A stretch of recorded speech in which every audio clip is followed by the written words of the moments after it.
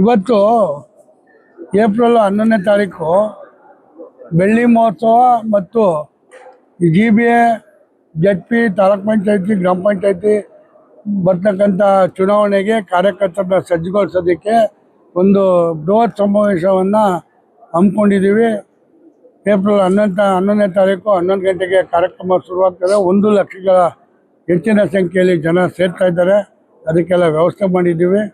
ಅದಕ್ಕೋಸ್ಕರ ಈ ಕಾರ್ಯಕ್ರಮದ ಅಂಗವಾಗಿ ಪೂರ್ವಭಾವಿ ಸಭೆಯನ್ನು ಇವತ್ತು ಈ ಕ್ಷೇತ್ರದಲ್ಲಿ ಮಾಡ್ತಾ ಇದ್ದೀವಿ. ಯಶವಂತಪುರ ಕ್ಷೇತ್ರದಲ್ಲಿ ಮಾಡೋದಕ್ಕೆ ಪ್ರಮುಖ ಯಶವಂತಪುರ ಕ್ಷೇತ್ರದಲ್ಲಿ ಅಂದರೆ ನಮ್ಮದು ವೆಸ್ಟಲ್ಲಿ ಸ್ವಲ್ಪ ನಮ್ಮ ಪಕ್ಷ ಪ್ರಬಲವಾಗಿದೆ.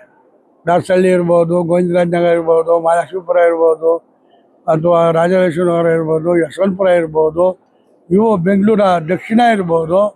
ಇಲ್ಲಿ ನಮ್ಮದು ಶಕ್ತಿಯುತವಾಗಿರ್ತಕ್ಕಂಥ ಜನತಾದಳ. ಅದಕ್ಕೋಸ್ಕರ ಈ ಭಾಗದಲ್ಲಿ ಈ ಕಾರ್ಯಕ್ರಮವನ್ನು ಮಾಡ್ತಾ ಇದ್ದೀವಿ.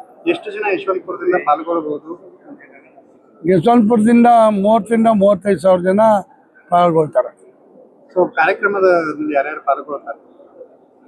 ಮಾಜಿ ಪ್ರಧಾನಮಂತ್ರಿಗಳಾದ HD ದೇವೇಗೌಡರು, ಮಾಜಿ ಮುಖ್ಯಮಂತ್ರಿಗಳು, ಹಾಲಿ ಕೇಂದ್ರ ಸಚಿವರು HD ಕುಮಾರಸ್ವಾಮಿಯವರು, ನಮ್ಮ ರಾಜ್ಯ ಘಟಕದ ಯುವ ಘಟಕದ ಅಧ್ಯಕ್ಷರಾದ ನಿಖಿಲ್ ಕುಮಾರಸ್ವಾಮಿಯವರು, ನಮ್ಮ ಪಕ್ಷದ ಎಲ್ಲ 18 ಶಾಸಕರು, ಮಾಜಿ ಸಚಿವರು, ಮಾಜಿ MLCಗಳು, MLAಗಳು, ಅನೇಕ ನಮ್ಮ ಪಕ್ಷದ SC ಘಟಕದ ಅಧ್ಯಕ್ಷರು, ಎಲ್ಲ ಹಲವಾರು ಮುಖಂಡರುಗಳು ಹೆಚ್ಚಿನ ಸಂಖ್ಯೆಯಲ್ಲಿ ಭಾಗವಹಿಸ್ತಾರೆ. GBA ಚುನಾವಣೆ ಬರ್ತಾ ಇದೆ, ಎಷ್ಟು ವಾರ್ಡ್ಗಳನ್ನು ಕೇಳಬೇಕು?